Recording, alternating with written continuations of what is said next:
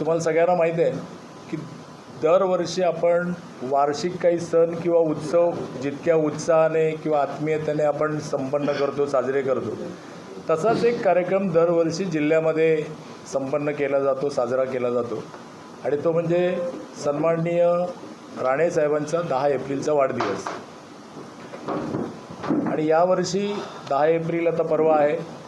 या पार्श्वभूमीवर ज्या जिल्ह्यामध्ये ज्यांनी 4 दशकं सिंधुदुर्ग जिल्ह्याचं नाव रोशन करण्याचं काम केलं, महाराष्ट्राचं नेतृत्व केलं, ते लोकनेते सन्माननीय नारायणराव राणेसाहेब यांचा 74वा वाढदिवस आपण साजरा करतो आहे.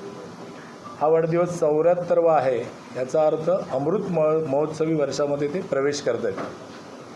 आणि त्या अनुषंगाने 74व्या वाढदिवसादिवशी आपण अमृत महोत्सव वर्षात पदार्पण अशा पद्धतीचा एक सोहळा पण त्यापासून आपण सुरुवात करणार आहोत.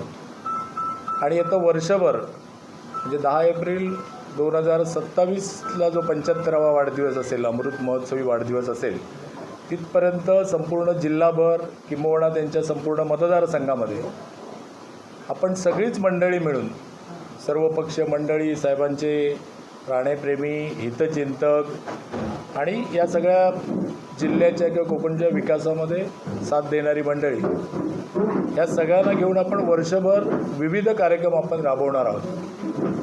त्यामुळे परवा 10 तारीखला कणकवलीच्या जिल्हा उपरुग्णालयाच्या समोरचं आपलं जे पटांगण आहे, तिथे भव्य दिव्य असा सोहळा सायंकाळी 6 वाजता आपण आयोजित केलेला आहे. 74वा वाढदिवस आणि मी जसं मगाशी म्हणालो तसं अमृत महोत्सवी वर्ष पदार्पण असं त्या सोहळ्याचं स्वरूप आहे.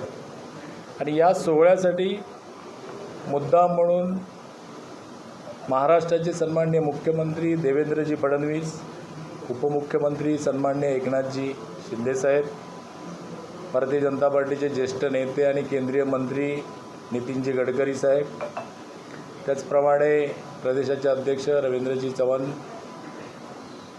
उदयजी सामंत असतील आणि अनेक राज्य मंत्रिमंडळातले मंत्री, आमदार आणि विविध क्षेत्रातली मान्यवर मंडळी त्या दिवशी उपस्थित राहणार आहेत आणि साहेबांना शुभेच्छा प्रदानाचा कार्यक्रम त्या ठिकाणी संपन्न होणार आहे. या सगळ्या कार्यक्रमाच्या निमित्ताने एक 2-3 विषय आपण अभिनव पद्धतीने घेतलेले आहेत. एक म्हणजे राणेसाहेबांच्या वाढदिवसा दिवशी जी काही सर्वपक्षीय कार्यकर्ता असतील, सामाजिक क्षेत्रात काम करणारी मंडळी असतील, हितचिंतक असतील, या सगळ्यांना एक आवाहन आम्ही करतो आहे की साहेबांच्या भेटीसाठी येताना पुष्पगुच्छ किंवा कुठली दुसरी भेटवस्तू न आणता साहेबांसाठी एक पुस्तक, किमान एक पुस्तक भेट म्हणून त्यांनी आणावं. त्यासाठी आपण एक वेगळी व्यवस्था केलेली आहे की प्रवेशद्वाराच्या इथेच ते पुस्तक स्वीकारलं जाईल, त्याची नोंद केली जाईल आणि साधारणतः असा हजारो पुस्तकांचा संकलित करण्याचा अभिनव असा उपक्रम जो बहुधा महाराष्ट्रामध्ये पहिल्यांदाच आपण करतो आहे. आणि ही सगळी पुस्तकं ज्यावेळी जमा होतील तेव्हा त्याचं सॉर्टिंग केलं जाईल आणि जिल्ह्यातल्या ग्रंथालयांना ती उपलब्ध करून दिली जातील.